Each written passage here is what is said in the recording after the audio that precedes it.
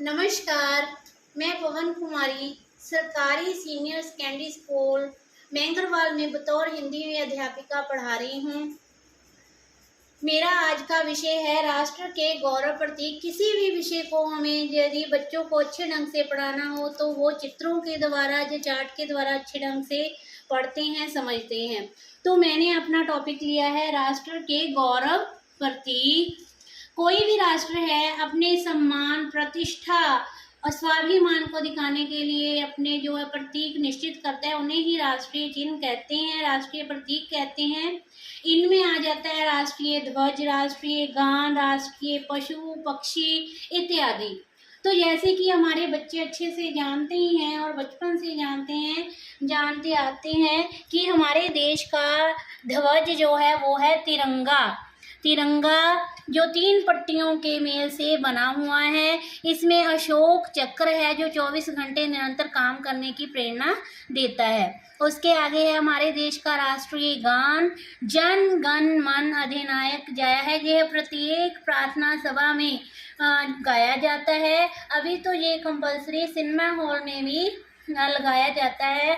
या किसी भी कार्यालय की अच्छी शुरुआत या किसी भी क्रिकेट मैच हो या कोई अन्य मैच हो तो इसमें भी शुरुआत राष्ट्रीय गान से ही शुरू की जाती है।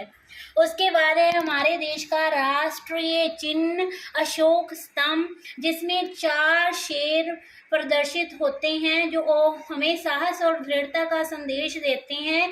और अशोक चक्र अपने कार्यों में निरंतर 24 घंटे कर्मठ और कार्यशील रहने का संदेश देते हैं। तो इसके नीचे ही हमारे चिन्ह के नीचे सत्यमेव जयते लिखा होता है, जिसका अर्थ है सत्य की हमेशा जीत होती है। हमारे देश का राष्ट्रीय फूल कमल है। कमल जो है कीचड़ में रहते हुए भी अपनी निर्मलता का प्रतीक है और हमें शिक्षा देता है कि हमें किसी भी कार्य में अपनी निर्मलता ही शो करनी हो, चाहे जितना भी कठिनाई क्यों ना हो। हमारे देश का राष्ट्रीय पशु बाघ अपने साहस और दृढ़ता का प्रतीक है, जो हमें निरंतर अपने कार्य में दृढ़ निश्चय से कार्य करने का संदेश देता है। हमारे देश का राष्ट्रीय पक्षी मोर है, जो अपनी सुंदरता के लिए भारत में ही नहीं पूरे विश्व में प्रसिद्ध है।